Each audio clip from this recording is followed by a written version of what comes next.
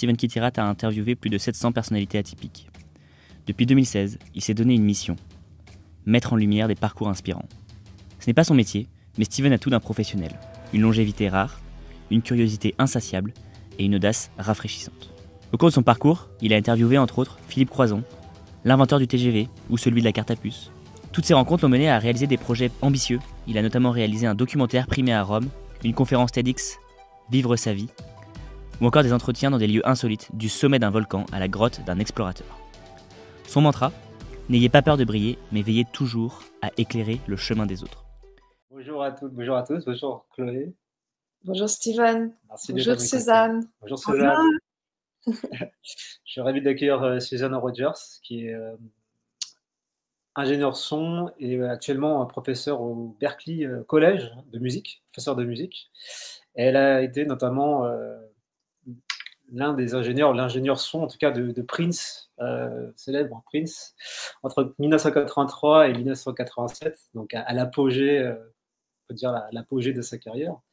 Et donc on va parler un peu de création de musique, des coulisses un peu, comment Prince il était. Okay, so let me translate. Steven is very happy to have you, Susan Rogers, with us tonight or today, depending where you are, because you are the sound engineer of Prince, and you're actually a teacher, music teacher at Berklee College, right? Musique. A music teacher, yeah. And we're going to ask you about your collaboration with Prince during 1983 to 1987, which is the peak fame of Prince, with the greatest albums, the ones we all know. Well, I think so, because as far as I'm concerned, that's the ones I know. So we're very happy to have you, and thank you for accepting our request, Susan. Merci. Alors pour Suzanne, qu'est-ce qui lui a attiré d'abord dans le son et la musique pour en faire une passion? So yes, Susan, what attracted you first in the music to have it as a passion, to make it become a real passion and your important part of your life? I don't know. Great. Here. C'est dur. Elle ne sait pas. Do you know this book? Which one? Don't know. Yes. Ah non, je connais pas. No, we don't know it. On connaît pas. Musicophilia. Musicophilia, right. We didn't know. It was very famous by a very famous neuroscientist, Dr. Oliver Sacks, and he wrote about our love of music. Like a lot of people, I love music. I always have. Some people who love music very, very much will learn to play a musical instrument. They will compose music. They will perform it. But that's not me. I'm one of those people who loves music, but wanted to make records. I wanted to serve music by being a sound engineer. So I did. Why some people are drawn to being a performer and others a composer and others a record executive and others a recording engineer or record producer, I don't know. But we are what we are. Fine, I'll translate. Alors Suzanne nous dit qu'elle ne sait pas pourquoi elle est devenue ingénieure du son.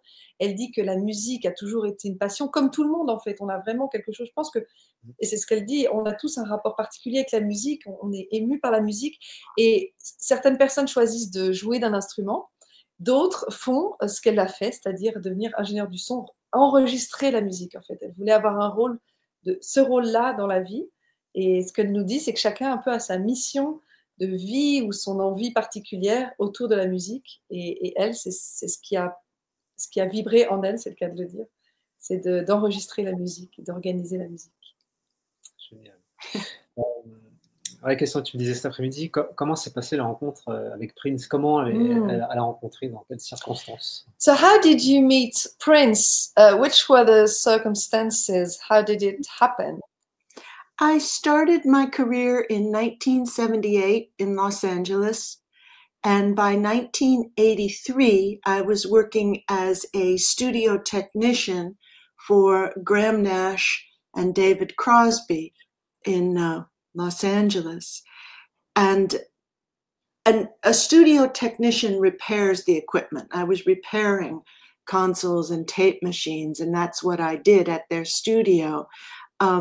But Prince was my favorite artist in 1983. I had all his records. I had seen the Dirty Mind tour. I had seen the 1999 tour. He was my favorite artist.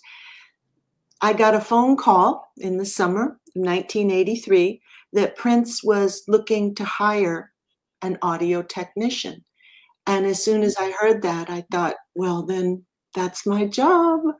I was made for that job because I was an audio technician. I was a Prince fan, and it was a dream come true. So that's how I was hired. I moved from Los Angeles far, far away to Minnesota to work for him. Ok, en fait, c'est encore un concours de circonstances. Suzanne, depuis 1977, elle travaille dans des studios techniques de musique. Et en 1983, alors Prince, c'était son artiste préféré. Et elle a entendu qu'en 1983, Prince cherchait un technicien de studio. Alors, elle a répondu présente et elle a été prise. Donc voilà, ça s'est passé comme ça, tout simplement. J'ai aussi entendu dire que Prince adorait travailler avec les femmes. Est-ce que c'est pourquoi? Stephen heard that Prince was fond of working with women. And is it true? And do you know why? Prince loved women. A lot of young men love women. Actually. But the main reason, I think, was because Prince was solving so many problems. He was a young man in his 20s who was figuring out how to have money, how to be the boss, how to manage his career, how to manage his band. He's one guy. If we compare with Michael Jackson had his family, his brothers, his father, Motown, Berry Gordy, Stevie Wonder, the Supremes, all these people advising him. Prince had nobody. So it was important that Prince not have any additional problems. Women were less likely to challenge him. Another man might challenge him for dominance. Women aren't that way. So having women around him made it easier in some ways for him to do his work. Thank you. Very interesting, Susan. I'm going to translate. Ce que Susan explique, c'est que Prince, contrairement à Michael Jackson, il était seul. Il n'avait pas sa famille, il n'avait pas Motown, il n'avait pas une maison de disques qui était derrière, il n'avait pas Stevie Wonder comme Michael et d'autres. Donc, il avait vraiment besoin de se protéger et d'avancer. Et il se disait qu'avec des femmes, il n'y avait pas la concurrence et la rivalité, les trahisons qui allaient être possibles. Donc, s'entourer de femmes, c'était plus sécure que d'être avec des hommes qui auraient pu vouloir lui entraver la route, lui piquer ses idées ou autre chose. Voilà. There is one more reason.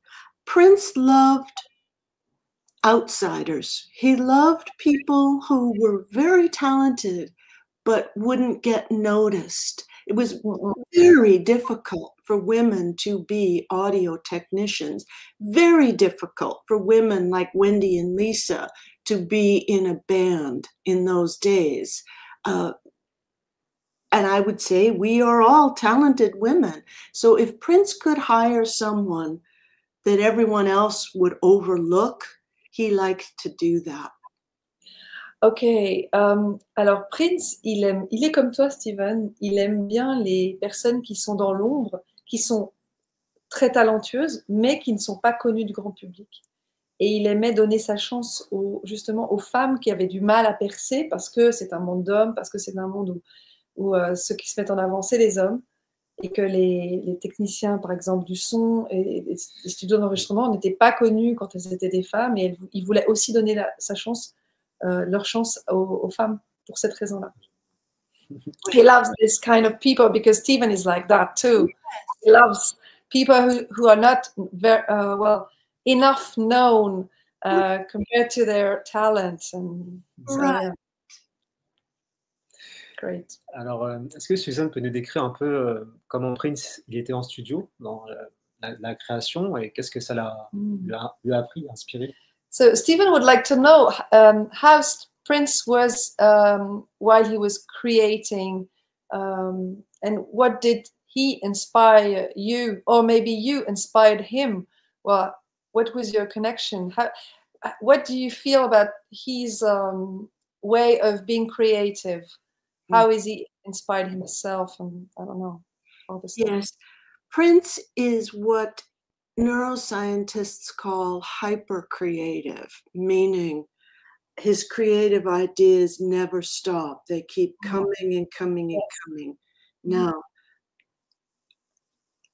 many people have a lot of creative ideas, but they don't have the discipline and the focus to stay on track and get things done.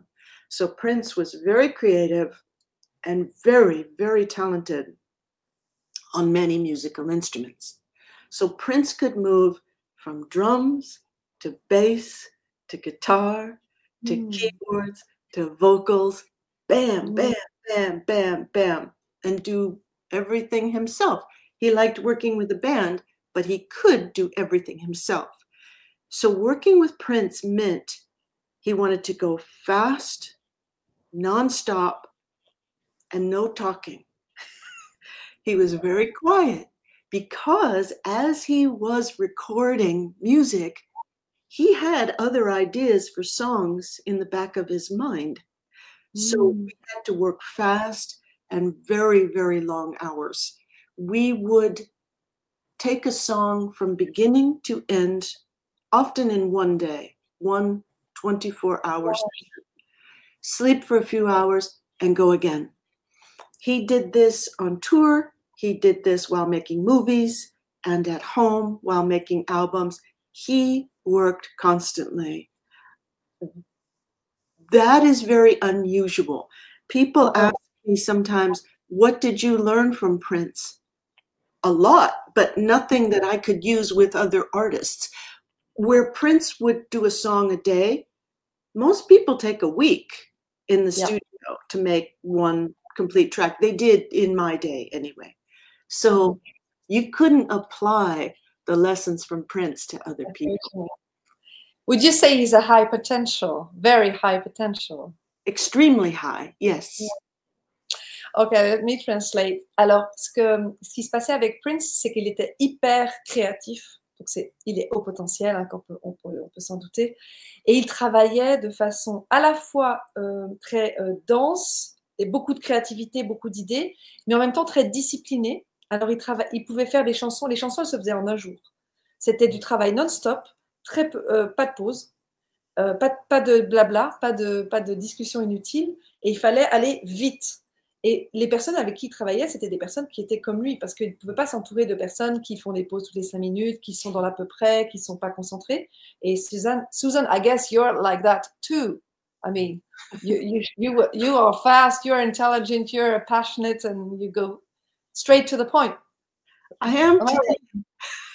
I'm not as creative, but I work very, very hard, and I like it. Yeah, it feels. Et Suzanne, évidemment, elle est comme ça aussi. Donc, ce qu'elle disait, c'est que cette façon de travailler, c'est très particulier. Il y a peu de gens qui travaillent comme ça. Donc, c'est pas une méthode qu'on peut appliquer dans un autre domaine avec d'autres artistes parce que la majorité des gens ne travaillent pas comme ça, font des pauses, reviennent, voilà. C'est jamais aussi efficace, rapide et complet. Et ce que disait Suzanne aussi, c'est que Prince, il savait tout faire. Il savait faire les chansons, il savait chanter, il savait jouer de tous les instruments, mixer. Il était vraiment multipotentiel. Et donc, il n'avait pas besoin non plus de s'entourer de beaucoup de personnes parce qu'il était vraiment très doué tout seul. Et c'est quelque chose, c'est vrai qu'on ne sait pas forcément de lui. Hein. Non, pas assez. Pas assez. Hein. Ouais. Est-ce que c'est... Attends, j'ai entendu dans une interview, Prince, là où il mixait, enfin là où il dormait, où il mixait, c'était au milieu, et au milieu de Paisley Park, là où il y avait... Ah, il est au milieu, et en haut, il y avait des étages en haut et en bas, mais lui, il était au milieu. ah alors... Et du coup, elle entendait un peu des sons, des tests que Prince faisait dans son laboratoire. Est-ce qu'elle entendait un peu? Stephen is saying that Prince was sleeping, staying, living in the middle of Paisley Park. Well, I don't know. There was stairs, upstairs, downstairs, ouais.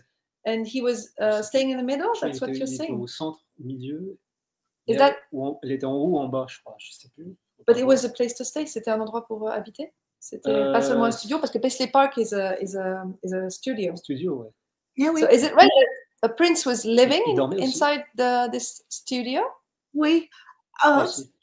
When Paisley Park was built, he asked to have an apartment built there. It was a very large, like one-room apartment with an elevator and stairs that went straight down to the rest of the complex. So at the end of his life, because of a divorce, he wasn't living in a home anymore. He was living in that beautiful apartment in Paisley Park, yes. Donc c'est vrai qu'il avait construit un appartement dans ce studio qui avait plusieurs étages, et après son divorce, il est venu habiter ici. Et redis-moi, quelle était la question par rapport à ça? Elle entendait des tests que Prince faisait. Could you hear tests that he was doing, musical tests? Des démos, je pense. Or demos or something? Est-ce que ça l'a surpris d'entendre des trucs? Est-ce qu'elle a entendu des sons que lui, j'imagine, jamais sortis? Ah, did you hear sounds of music that he didn't put out? How do you say? Release? Yeah, sure.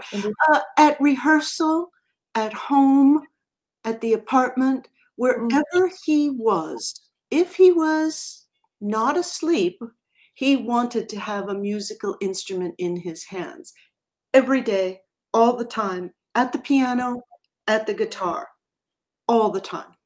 So yes, everywhere he was, if he wasn't asleep, as I said, he didn't eat much. He didn't have a lot of fun. He was making music all the time. So yes, always.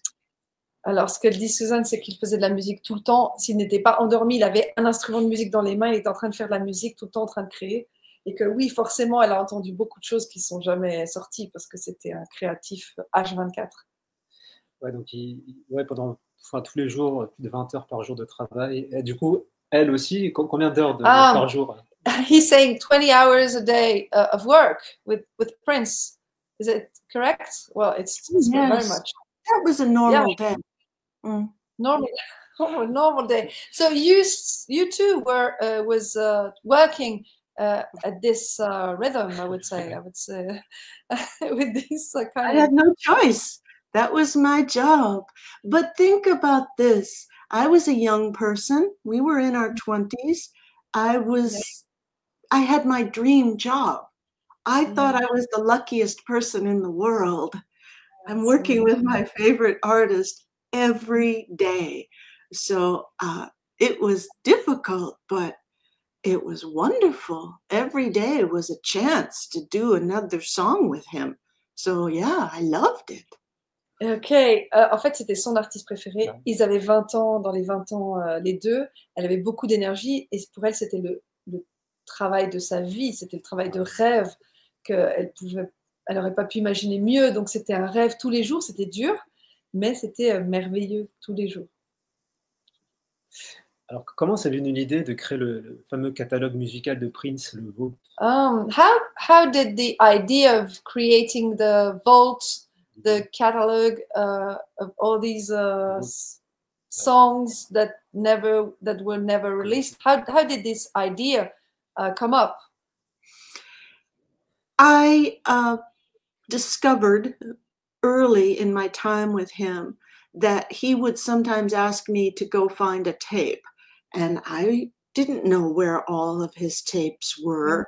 So when I first started working with him, I needed to know where all of his tapes were. He had tapes in recording studios, at his house, at rehearsal, in the office. Well, we needed to have them in one place. There were so many, we needed a database. It was 1983, so computers weren't very fancy, but we had a computer, and so we started a database of cataloging and numbering all of these tapes. As we designed Paisley Park Studios, we planned to have a tape vault, like record companies do, in the studio where we could put all of his tapes. It was just necessary. Ok, alors Prince, des fois, enfin souvent, il demandait des bandes d'enregistrement à Susan, et en fait, ces bandes, elles étaient partout, elles étaient chez lui, elles étaient partout. Donc, il fallait les regrouper pour avoir accès facilement, et c'est comme ça qu'est née cette idée de tout regrouper dans un endroit qui s'appelait The Vault, donc ça veut dire le coffre-fort en fait en français, qui est un endroit, c'est plutôt un truc, alors j'ai pas compris si c'était sur un ordinateur, parce que les ordinateurs existaient déjà, même si c'était pas élaboré comme aujourd'hui. Donc, il y avait des bases de données, des banques de données avec tous ces sons. Mais je crois que physiquement aussi, il y avait des bandes. Was it physical or not digital? I mean, the vault was part of physical tapes and database. Was it a mixture of all this? Yes, yes. The vault at Paisley Park is like a bank vault where they store money at a bank. It has a big vault and rows of shelves for tapes. How high was it? Like like a normal, maybe 3 meters, 4 meters, like a normal room. But it's an actual physical vault. But every tape has a number on it, which is linked to a digital word file, a database. Alors, c'était en 1983 et le coffre-fort, c'est comme un coffre dans une banque. Donc, c'est comme une pièce, en fait. 3 mètres, 4 mètres de large et tout était numéroté. Et les numéros correspondaient à des banques de données aussi digitales, aussi interinformatiques. Voilà. 83. 83. C'est la première année où elle a travaillé avec lui. It was the first year that you've been working with him while the vault was put into place. Well, the first year I was working with him is when I started gathering all the tapes in one place, and we kept them at rehearsal. But Paisley Park didn't open its doors until 1987. So between 83 and 87, we needed a place to store the tapes. There was a business in Minnesota that did professional archiving. It was an office building that safely, securely stored business records, and we kept all of Prince's tapes there. We had 24-hour access. We could access it any time, day or night. That was the interim vault until Paisley Park was finally open. Ok, donc avant le vault qui était dans Paisley Park, donc le studio, le fameux studio, il y avait un endroit dans le Minnesota qui était aussi considéré comme un coffre-fort où étaient stockées les données, donc sur l'idée de Susan. Et en fait, le vault, il a vraiment été mis en place en 87. Donc, il a été conçu en 83, on va dire, et vraiment réalisé en 87 à la fin de la collaboration de Prince et de Susan. On peut montrer les albums avec lesquels Oh yes, we'd like to show on the screen different albums that you've been working on with Prince. So there's Purple Rain, 84. There is Around the World in a Day, 85. There is Parade in 86. And there was these two. Yeah, but first Sign of the Times, 87, and the Black Album. in 87 too. So you did together 5 albums, that's right? That's true. That's true. C'est lequel des 5 Moi, mon préféré, c'est Son of the Time, personnellement, parce qu'il est très intime. Et mais pour elle, c'est quoi son préféré? Stephen is saying that his favorite is Sign of the Times because it's more intimate, and he's asking which is yours, your favorite one.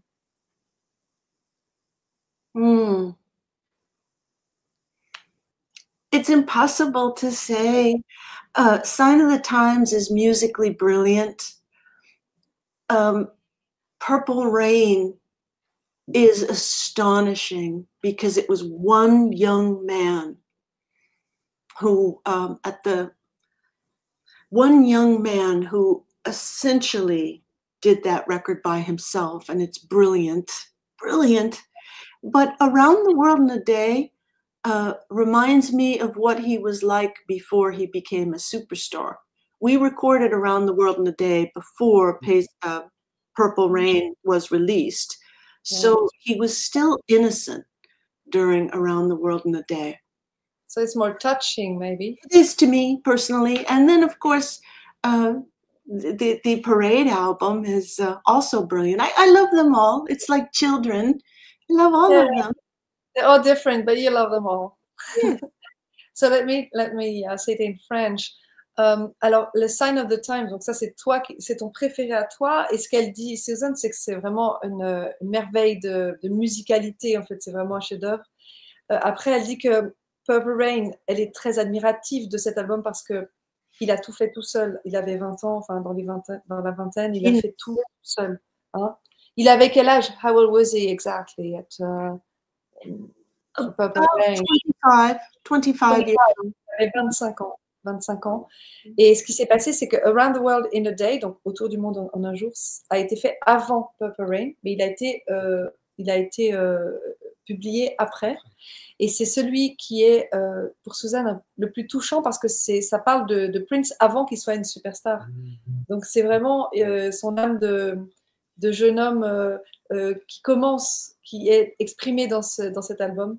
Donc, moi, je pense que ça doit être le plus émouvant. Et puis Parade, elle dit que c'est aussi magnifique. Enfin, elle a du mal à choisir. Elle nous dit que c'est un peu comme si elle avait 4 ou 5 enfants et qu'elle devait choisir l'un de tout ça, l'un de ceux-là. C'est pas possible, ils sont tous magnifiques. Au-delà de son génie musical, Prince était quelqu'un qui a voulu toujours être assez indépendant. Et donc, il s'est battu pour être vraiment indépendant, pas avec la Warner, pour s'éloigner un peu de la Warner et tout. Est-ce que ce côté humain, ces valeurs-là, ça lui a inspiré dans ce monde? Yes, Prince was very attached to the fact of being independent, not depending on music companies and so on. Did it touch you? Did you were you linked with this value? I mean, was it part of your liberté musicale, your admiration or your relation with Prince? This willing of being free in a way. Yes, and that was a problem. Oh. Because Prince was so talented, he could be independent. He was such a genius, he didn't need to follow the advice of the record company or his management. But not every artist can do that. Yeah. So for me, for Wendy and Lisa, for other members around Prince, musicians, it was bad for us to see him set an example of being completely independent. He could do that, but it doesn't mean that everyone else could do that. So after we left Prince, as one engineer said, you had to unlearn Prince. You couldn't leave Prince and then do what he did. It wouldn't work for you. You had to learn to work the way everyone else works. All right. Alors, c'est assez particulier parce que Prince, il avait les moyens d'être indépendant parce qu'il avait le talent, il avait l'énergie, il avait la créativité, il avait tout pour ne pas avoir besoin des maisons de disques, ne pas avoir besoin d'assistants. Et par contre, pour les personnes qui travaillent avec lui, comme Lisa et Wendy, alors je ne connais pas les noms de famille, et Susan, c'est pas un modèle qui les a aidés parce que par la suite, on ne pouvait pas appliquer cette recette à la vie avec les autres artistes parce que ils sont pas comme Prince. Donc c'était, ils ont dû quelque part désapprendre cette façon de travailler après avoir quitté Prince. Donc c'est spécial, tu vois. C'est vraiment une méthode qui n'est pas transposable. Question par rapport à la transition de l'analogique au numérique. Comment ça a influencé son travail? How did it? How was the transition between analog and digital music for you or for him? I don't know. Well, in '87, it was still analog music, I guess. But then, tu veux savoir pour Susan comment ça s'est passé? Ça s'est passé cette transition. So for you, how did it go for your job, your profession? Yeah, the advantages, the disadvantages. What would you say about that? Was it better before? Is it better now? What's the good thing, bad thing? When we transitioned from analog to digital, it was the late 1990s, and that's when I was leaving the music business. Oh, so right. The last professional records I did were in the year 2000 or 1999, really. And then I left the music business. So my records were done analog. Prince, I know, had analog and digital, and engineers for Prince in the 2000s said he would sometimes work digital, sometimes analog. He liked to go back and forth.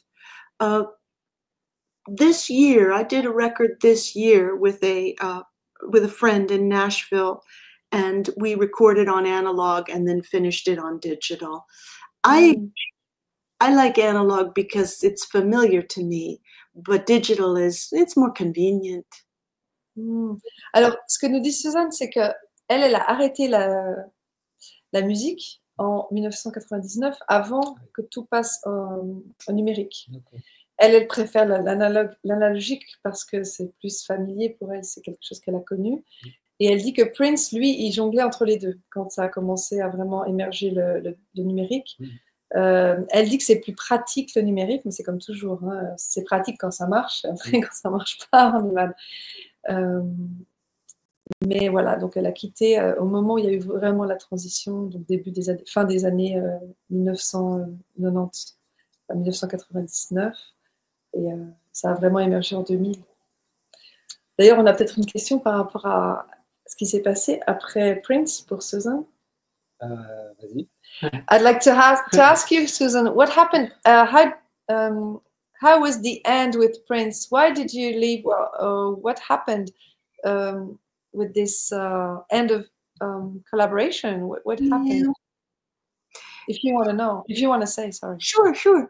It was the right time. So in the summer of 1987, Paisley Park Studios opened. And now, for the first time, he can have more than one engineer at home. He can have more than one studio. He can work a different way. With him, I recorded at his home and we recorded at rehearsal.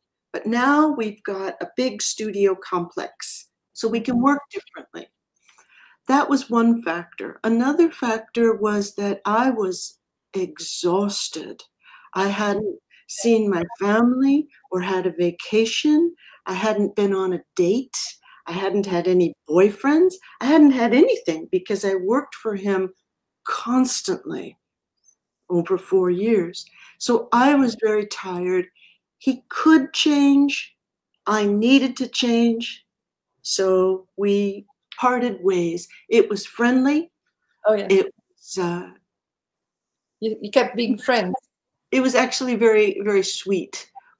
It was sad and painful, but it was the right thing for me, right thing for him. And we stayed we stayed on good terms. In fact, I went back to Paisley Park several times to do other projects there, and he and I would speak, and I saw him on tour, and yes, it was nice. Friends. Yeah.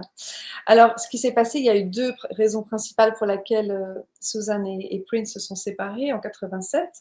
C'est que Paisley Park a commencé à être c'est un gros studio, un gros complexe de studios. Il y a eu plusieurs ingénieurs du son. Il n'y avait plus seulement Susan. Avant, c'était plus artisanal, on va dire, même si c'était très, très, très professionnel. Mais en même temps, c'était elle le suivait partout, en fait. Prince, elle était chez lui, elle était dans les studios, elle était tout le temps avec lui. Et elle était la seule avec lui pour faire tous ses albums, toutes ses musiques, tous ses enregistrements. Et là, donc la deuxième raison, c'est qu'en 4 ans, donc 84 à 87, Susan, elle n'avait pas de vie. Elle n'a pas eu de vie, elle n'a pas eu de petite amie, elle n'a pas pu avoir de vacances, elle n'a pas pu voir sa famille, elle n'avait plus aucune respiration en dehors du travail avec Prince. Donc elle était épuisée au bout de ces 4 ans. Et c'était bien pour elle de s'arrêter, parce que sinon, je ne sais pas jusqu'où ça aurait pu aller. Donc ils se sont séparés en bons termes. Ils sont restés amis, ils se sont revus après sur d'autres projets. Et ça, c'était triste la séparation, mais une bonne chose quand même. Et donc ça s'est quand même bien passé. I'd like to ask you too, did Prince find someone or anyone like you? Well, not like you, but who could cope with your absence? Yes. In the early 1990s, he had an engineer named Femi Jaya. Femi Jaya. Femi Jaya, F-E-M-I-J-A-Y-A, maybe? I don't know. Femi was sweet and gentle and loving, and Prince liked him very much. Early 90s. After that, it was just many different engineers. Alors, il a rencontré Femi Jaya en début des années 90, c'est un homme, donc très bien, très doux. Mais entre Susan et Femi, c'était beaucoup d'ingénieurs du son différents. Et Femi stayed with him for long after I this. think maybe the same as me. Maybe 4 years. 4 years, yeah. 4 ans, il est resté aussi. Okay. On a souvent mis en rivalité Michael Jackson et Prince. Est-ce que, selon elle, pourquoi ils n'ont jamais travaillé ensemble? Oh, what do you think about Michael Jackson versus Prince, the rivalry, which was it real? And why did these two didn't work together, really? You know? Yeah, tell us about it. It seems funny. It's funny because Michael was very interested in Prince and jealous, I'll say. Jealous. In many ways, Michael wanted to be Prince. Prince didn't want to be him. Oh, that's funny. It's funny to me because Prince worked so hard to have success on his own terms by himself. And Michael didn't. Michael had his family, he had Motown, he had mentors. Yeah. The other thing about poor Michael is that he was raised almost like a racehorse to be a pop star. Michael was on stage when he was 5 years old. Michael didn't have a choice. Prince chose to be a pop star. So you can imagine that Michael would wonder what it would be like to be Prince, what it would be like if he hadn't had the family, if he hadn't had Motown, if he'd started all by himself on his own the way Prince did. After Prince, the first job I did after Prince was to work with the Jacksons, Michael's brothers, out in Los Angeles. I was with them for 3 months, and I heard a lot of stories about their childhood and about Michael, and they wanted to know Prince stories too. They wanted to compare the Jacksons and Prince. So I know a little bit about the differences between them. And do you know if Prince asked, if Michael asked Prince to work with him sometime? He did. He wanted Prince to duet with him on the song Bad. Oh, on the song Bad. And Prince didn't want Prince to. didn't know. So it opens, the first line of that song is, "Your butt is mine." In other words, I own you. And then the chorus is, I'm bad, and they were supposed to go back and forth. Prince was really smart, and he recognized that Michael was inviting him to do battle in Michael's house. It's Michael's song. Prince was way too smart to fall for that. So Prince told him, no, thank you. They were always polite to each other. They respected each other. Prince said, no, thank you. And Michael ended up getting Slash, the guitar player from Guns N' Roses, to be the guitar player on that. All right. And tell me again, the Jackson you worked with, the brothers. Which one? Jackie, Jermaine, Randy, Tito, all the brothers other than Michael. Alors, c'est très intéressant parce que, because in France, we don't know that, you know. We thought it was the other way around. So I'm going to explain. Ce qui s'est passé, c'est que, en fait, comme on a compris, Prince, il s'est fait tout seul. Il a choisi d'être chanteur de pop star. Mais Michael, il n'a pas vraiment eu le choix. Il est tombé dedans petit. Il faisait les Jackson 5, c'est sa famille qui le poussait à fond depuis 5 ans, depuis ses 5 ans. Michael, il a été le produit de toute une série de personnes qui l'ont motivé, qui l'ont poussé. Il y a sa famille, il y a Motown, il y a des mentors, Stevie Wonder dont on a parlé tout à l'heure, James Brown et d'autres. Tandis que Prince, il a fait tout seul. Donc, quelque part, Michael, il était jaloux de Prince. Alors qu'en France, on dirait, moi j'aurais pensé, tu vois, le contraire, parce que c'est vrai que Michael était beaucoup plus médiatisé que Prince et présenté comme le gentil. Alors il n'y a pas vraiment de méchant et de gentil, ils s'entendaient bien dans la vraie vie. Mais Michael, il avait de l'admiration pour Prince, pour tout ce qu'il faisait tout seul, et aussi le fait qu'il ait eu le choix de se mettre dans cette profession.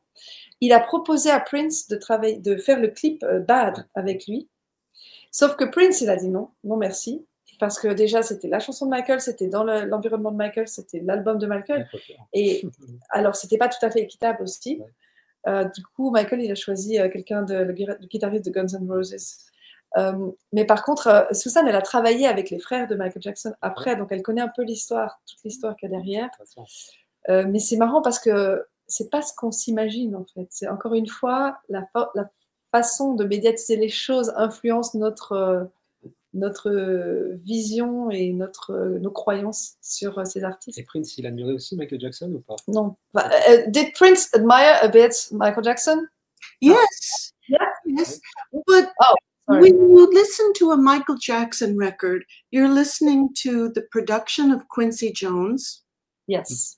And you're listening to Los Angeles's, the best musicians in Los Angeles. You're listening to LA's greatest session musicians and great producer arranger in Quincy Jones. So it's Michael plus these great musicians. When you listen to Purple Rain, you're listening to one guy. You're listening to one man on every instrument and vocal who is his own producer. So Michael couldn't compete with that. Michael couldn't play guitar on stage, play piano, play bass, play drums, play organ, the way Prince could. Ok. Alors, ce que nous dit Suzanne, c'est que Prince, il admirait aussi Michael Jackson parce qu'il y avait ses chansons, c'était pas que Michael, il y avait il y avait Quincy Jones, il y avait des musiciens hors pair qui étaient dedans aussi, donc ça créait une sorte de richesse dans tous ces albums, dans toutes ces musiques. Tandis que Prince, il faisait tout seul. Et encore une fois, Suzanne nous répète que Michael était admiratif du fait que Prince savait tout faire et que lui, il ne savait pas ni jouer du piano, ni jouer de la guitare. Mais il y avait une admiration réciproque. Alors, qu'est-ce qu'on peut dire par rapport à la mort de Prince, peut-être? Oui, par rapport à la mort de Prince. Yes, maybe one last question, or maybe we'll see. Maybe there's going to be another question. But what do you think about Prince's death? What happened? Do you know exactly, or because it's a bit blurred, we don't know it really. French people don't really know what happened. Here's what I know, and it's not much. Prince had back pain, very bad. Il avait mal au dos. And he was taking medicine, for over-the-counter medicine like aspirin for pain, and it wasn't working. And as I understand it, he started taking stronger and stronger pain medicine. And eventually that it was too much for his body. I know this, Prince did not use recreational drugs. Prince didn't get drunk. He didn't get high. He was morally opposed to that. That's not who he was. He was taking medicine so that he could not be in pain. And it wore down his body and was too much. And when I compare with other people who knew him, that's comparing our notes, that seems to be the story. That is the truth. That is the truth. Okay. Ce qui s'est passé, c'est... Alors, il est mort le 21 avril 2016, il y a 9 ans. It's been 9 years old. 21st of April 2016. Et il avait mal au dos de façon récurrente. Donc, il prenait des aspirines, il prenait des médicaments pour ne plus avoir mal au dos, des antidouleurs. Et ce qui s'est passé, c'est qu'il a pris trop de médicaments, une overdose de médicaments, pas des drogues dures. Il n'a jamais pris de drogue. C'est quelqu'un qui avait une vie très saine. Il ne buvait pas, il ne fumait pas, il était très straight. Et donc c'est ce qui est apparemment ce qui est vraiment le cas. C'est ce que Susan sait, que les amis aussi de Prince ont confirmé, que c'était une trop grosse quantité d'antidouleurs qui a mis fin à sa vie. Okay. Question sur son livre. Est-ce qu'elle peut nous en parler un peu plus? About your book. Here is your book. Elle explique comment on crée la musique. This is what it sounds like with Ogi Ogas. I don't know if I say it. Très belle couverture. Very nice cover. Colors. So would you like to tell us something about your book? It's been written in 2022. Oh, well, published in 2022. Right? Oui. Published in Chinese, in Dutch, Korean, in Thai, in Spanish, a lot of different languages. It's about music listening. It's not about music itself. It's not about performing. It's about the listener experience. And it is describing how every music listener is unique. Our brains adapt to the music that we love best based on positive and negative experiences. When we're young, that's when this starts. If you've had good experiences with music, it actually shapes your listening brain to make you more receptive to that music. So I loved listening to R&B and soul music ever since I was a little child. Yeah.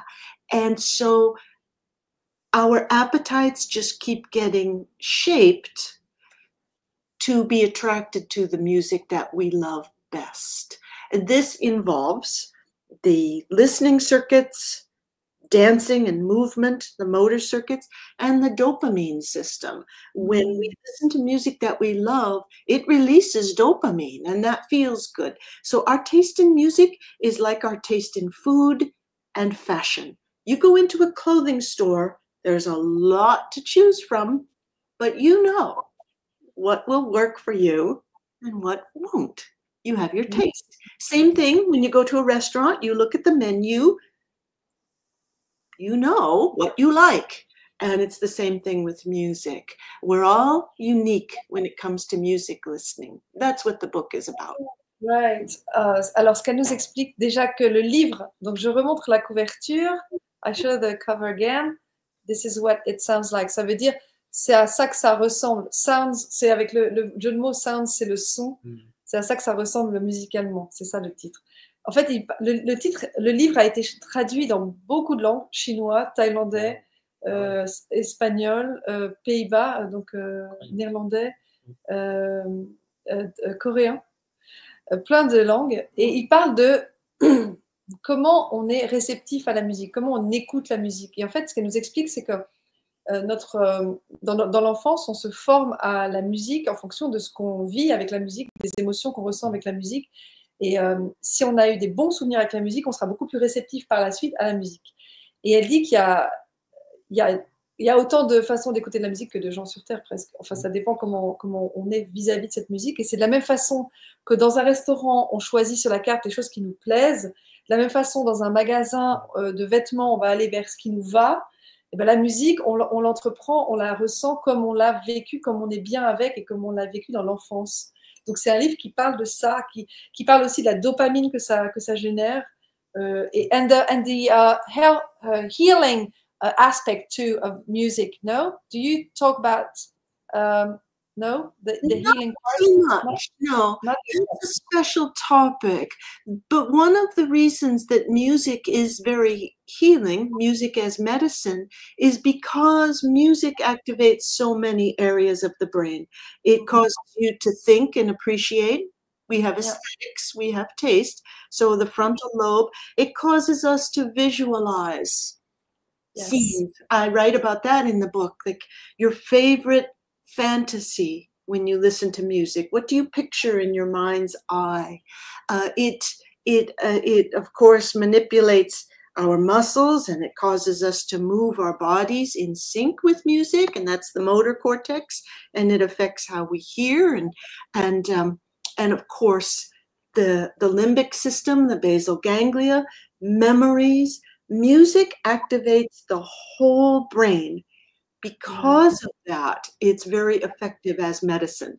If you've damaged one part of your brain, another part can still respond to music, and that makes it very useful in music therapy.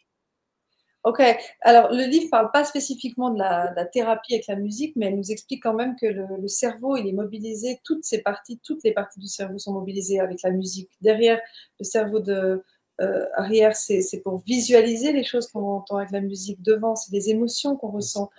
C'est tout. En fait, tout est sollicité. Et si on a un morceau de cerveau qui est endommagé, pour une raison ou pour une autre, on arrive à compenser avec d'autres morceaux.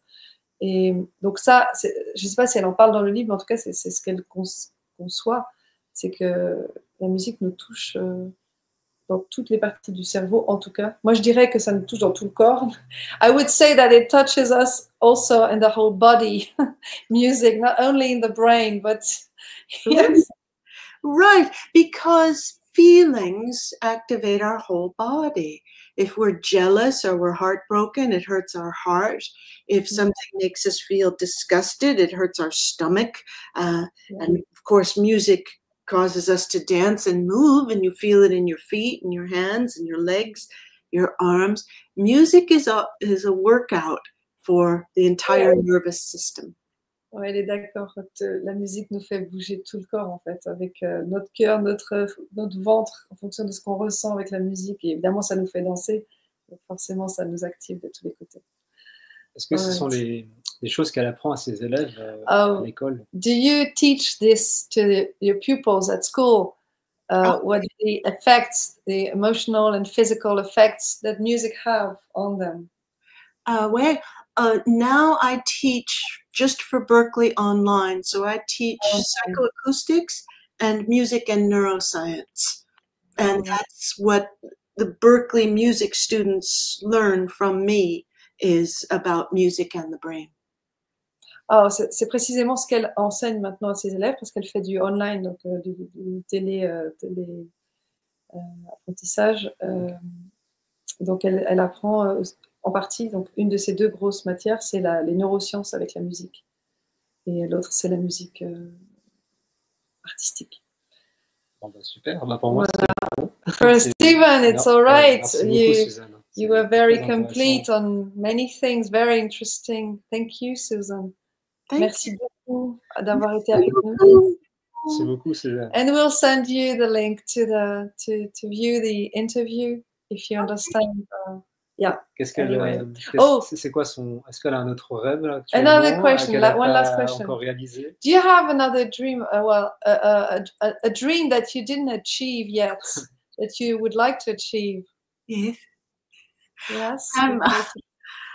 I'm currently writing a textbook. I was invited to write a textbook on music cognition, and the publisher is Princeton University, and that makes me very, very happy. Doing the research and the writing is the thing I love the best. So that's, I'm working on my dream right now. Oh, great. Alors, Suzanne, elle est en train d'écrire un livre sur la musique. Elle est en train d'accomplir ce rêve à Princeton. Donc, ça parle de la recherche sur la musique. C'est la music cognition. Donc, c'est l'apprentissage. Je ne sais pas comment on traduit en français. L'apprentissage par la musique. And do you know where it's going to be released, published? North America at first, but if it is successful, everywhere. In 1 year, in 1 month? When, no. You know? Textbooks, they tell me, take about 3 years to write. I'm trying to get it done in 2 years, so I will submit it next year. It will probably be out in 2027. But I'm very, very, very proud of my doctoral degree. I'm very proud that I earned my degree at McGill in Montreal. That's the home of music cognition research. So for me to write this textbook is making a contribution to the science, the neuroscience of music perception. And that makes me happy to be able to contribute that way. That's fine, that's great. Donc, elle contribue en fait aux études sur la musique avec ce livre qui va sortir en 2027 probablement. D'abord aux États-Unis et puis s'il a du succès, peut-être plus loin. Elle est en tout cas très fière de ce travail. Tu sais ce que c'est de faire un livre. I know what it is, and you know too. Tu sais ce que c'est aussi.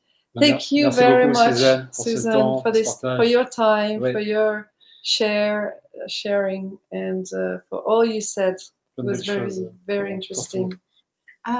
Merci beaucoup et bonne chance to you. Merci. And you too. Thank you. Thank you. Bye. Bye. Bye.